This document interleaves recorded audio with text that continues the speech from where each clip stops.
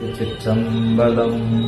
அண்ணாமலையாரே, இந்த பணமும் வசதியும் இருந்திருந்தா இந்த உறவினர்கள்லாம் எங்களை நிலைய வச்சிருந்துருப்பாங்கல்ல? இல்ல இல்லையப்பா, எங்கிட்ட இல்லையே. கொடுக்கறதுக்கும் இல்லை, இருக்கிறதுக்கும் எங்களுக்கும் இல்லை.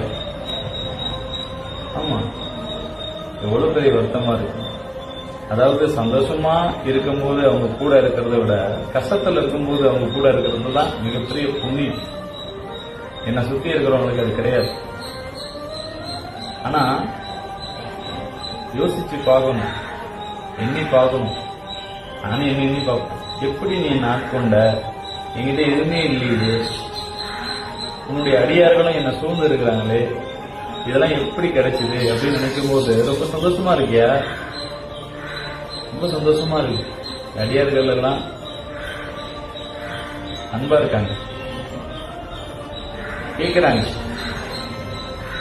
ஒரு வயசான ஐயா வந்து, என்ன ஐயா நல்லா இருக்கியா, உங்க கூட நிறைய நாள் பயணிக்கணும்னு எனக்கு ஆசை அப்படின்னு சொல்லி ரொம்ப அனுபவிக்கிறார்.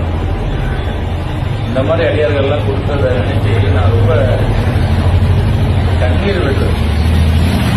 ரொம்ப சந்தோஷமா இருக்கு. என்ன சொல்றது, என்ன கைமாறு செய்யறதுன்னு தெரியல சாமி.